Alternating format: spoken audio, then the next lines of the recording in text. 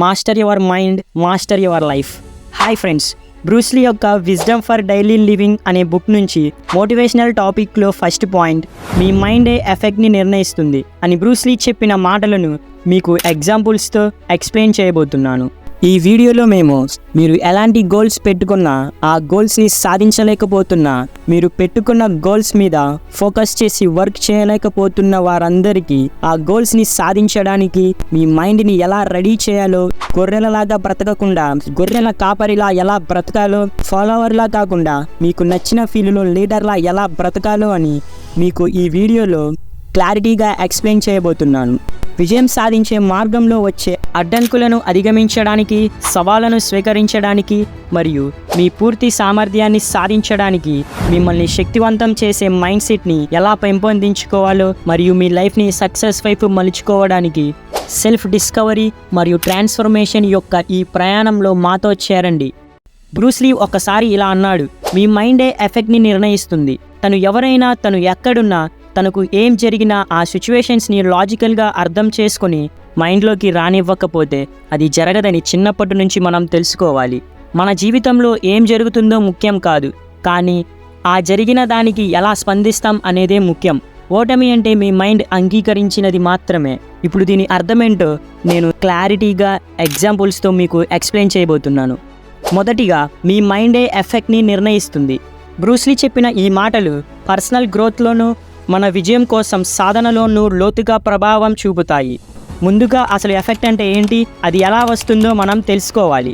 చిన్నప్పటి నుంచి మనం సక్సెస్ అవ్వాలి అంటే బాగా హార్డ్ వర్క్ చేయాలి అని చెప్తారు. బేసిక్గా హార్డ్ అనే ఈ పదంలోనే నెగిటివ్ ఉంటుంది. అంటే మన మైండ్కి అది కష్టం అని ఈ నెగిటివ్ పదం మనకి అలవాటు చేస్తున్నారు. దానివల్ల మనం సక్సెస్ అవ్వాలి అంటే కష్టపడాలి అనే నెగిటివ్ థాట్ వల్ల, ఈ నెగిటివ్ వ్యూ వల్ల మన మైండ్ అది యాక్సెప్ట్ చేసి అది కష్టం అని ఎఫెక్ట్ అవ్వడం మొదలు పెడుతుంది. అసలు మనం చేసే పని వల్ల మన మైండ్ ఎఫెక్ట్ అవుతుంది. ఆ పని రెండు విధాలుగా ఉంటుంది. ఒకటి, మనకు ఇష్టం లేకుండా మనం ఆ పనిని చేయడం. రెండు, మనకి ఇష్టమున్న పనిని మాత్రమే చేయడం. మన ఇష్టంతో మన డెసిషన్ మనం తీసుకొని ఆ పనిని చేస్తే అది ఇష్టమవుతుంది. ఇది మన డెసిషన్.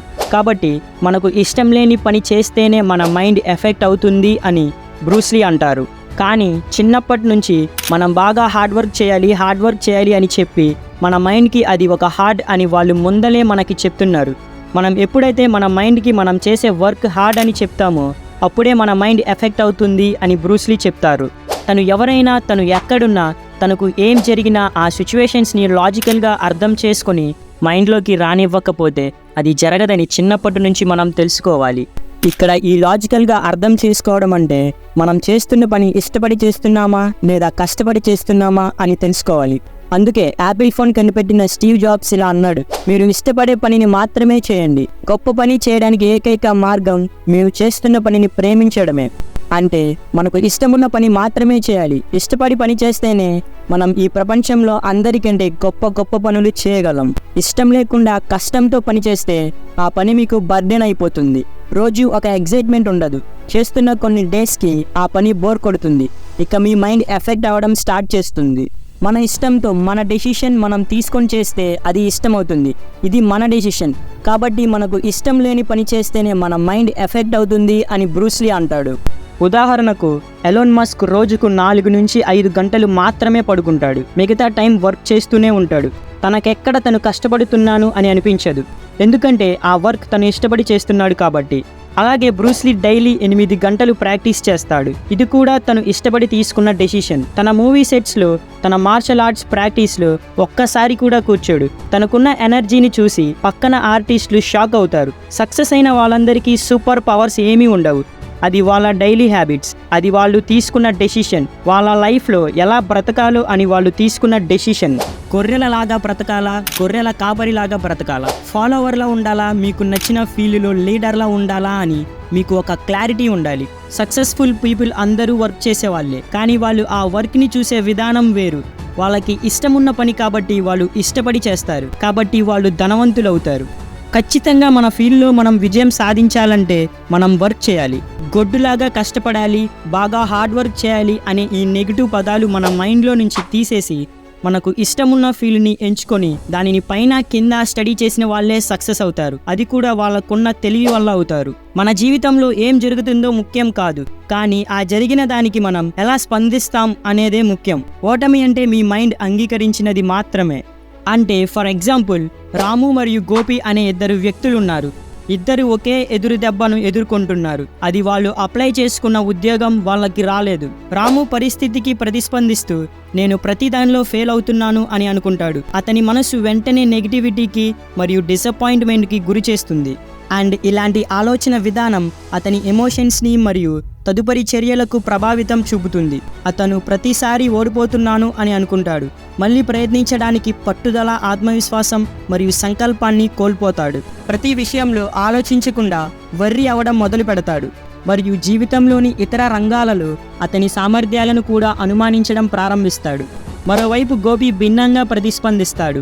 ఉద్యోగం రాకపోవడం వల్ల కలిగే నిరాశను అంగీకరించి ఇది ఒక ఎదురుదెబ్బ మాత్రమే, నేను ఈ అనుభవాన్ని నా స్కిల్స్ను మెరుగుపరుచుకోవడానికి మళ్ళీ ప్రయత్నిస్తాను అనుకుంటాడు. తను ఆందోళన చెందడు, థింక్ చేస్తాడు, ఆ ఓటమిని అంగీకరిస్తాడు. కానీ తను ఓడిపోయిన మార్గాన్ని మాత్రం అంగీకరించడు. తను ఇంకా ఏమేం చదవాలో ఆ టాపిక్స్ అన్నీ చదువుకొని తను ప్రిపేర్ అయిన మార్గాన్ని మార్చి తన ప్రిపరేషన్, తన ఫోకస్ ఇంకా గట్టిపరుస్తాడు.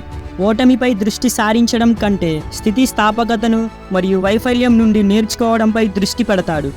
ఈ ఉదాహరణలో రాము మరియు గోపి ఇద్దరు ఒకే సంఘటనను ఎదుర్కొంటున్నారు. అయితే వారి ప్రతి చర్యలు వారి మనస్తత్వం చే ప్రభావితమయ్యాయి. రాము మనసు వైఫల్యాన్ని అంగీకరించింది. ఇది ప్రతికూల భావోద్వేగ ప్రతిస్పందనకు దారితీసింది మరియు తదుపరి పురోగతికి ఆటంకం కలిగిస్తుంది. గోపి యొక్క మనస్సు ఈ ఎదురు దెబ్బను ఒక అభ్యాస అనుభవంగా గుర్తించి పాజిటివ్గా ప్రతిస్పందించడానికి మరియు తన లక్ష్యాలను సాధించడానికి తనకు శక్తినిస్తుంది. సారాంశంలో బ్రూస్లీ మన మైండే ఎఫెక్ట్ని క్రియేట్ చేస్తుంది అని మనకి చెప్తున్నారు. మనకు ఇష్టమున్న పనే చేయాలి, మనకు ఇష్టం లేని పని చేస్తేనే మన మైండ్ ఎఫెక్ట్ అవుతుంది అని బ్రూస్లీ చెప్తున్నారు. గొర్రెల మందలో కాకుండా, గొర్రెల కాపరిలా, ఫాలోవర్లా కాకుండా మీకు నచ్చిన ఫీల్డ్లో లీడర్లా బ్రతకాలని బ్రూస్లీ చెప్తున్నారు. మన మైండ్లో మనం ఆలోచించే ఆలోచనలు మరియు మనం చేసే ప్రతి చర్యల పట్ల శ్రద్ధగల అవగాహనను పెంపొందించుకోవాలని బ్రూస్లీ మనల్ని ప్రార్థిస్తున్నారు. మన మైండ్ సెట్ని సరిగ్గా అర్థం చేసుకోవడం ద్వారా అడ్డంకులను అవకాశాలుగా మరియు ప్రతికూలతను వృద్ధిగా మార్చడం ద్వారా మన జీవితంపై అవగాహనను పెంచుతాము. మన అవగాహన మన రియాలిటీని క్రియేట్ చేస్తుంది. కాన్షియస్తో తీసుకునే ఎంపిక మరియు అచంచలమైన సంకల్పం ద్వారా మనం చేయలేమనుకున్న పరిస్థితులను అధిగమిస్తాము. ఈ విధంగా మన జీవితంలో మన విధిరాతను రూపొందించే శక్తిని మరియు విజయానికి మన సొంత మార్గాన్ని మనమే ఏర్పరచుకునే శక్తి మనలో ఉందని బ్రూస్లీ మనకి చెప్తున్నారు.